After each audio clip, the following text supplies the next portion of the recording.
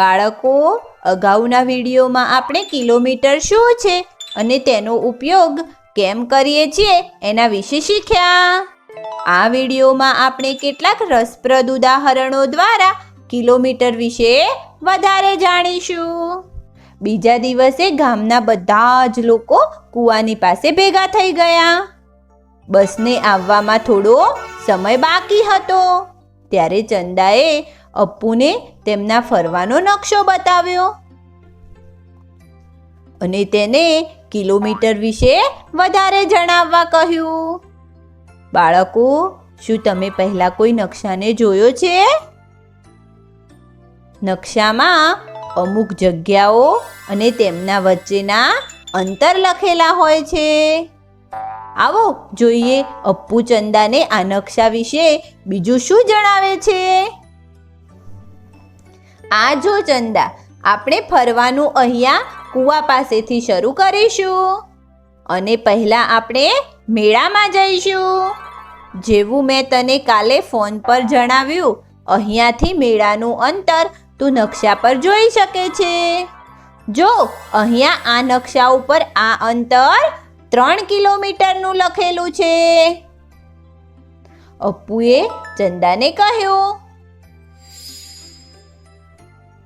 બાળકો, શું તમે આ નકશાને જોઈને જણાવી શકો કે મેળાથી તળાવ સુધીનું અંતર કેટલા કિલોમીટર છે?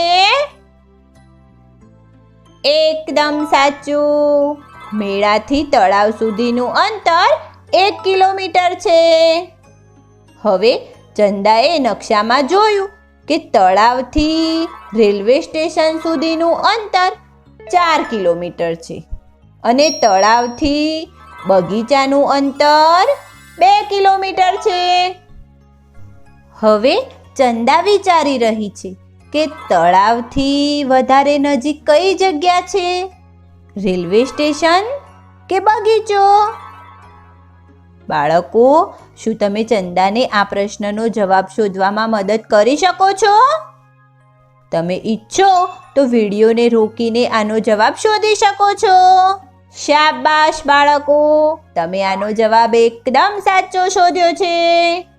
કેમ કે 2 કિલોમીટર 4 કિલોમીટરથી ઓછું છે. એટલે તળાવથી બગીચો વધારે નજીક છે.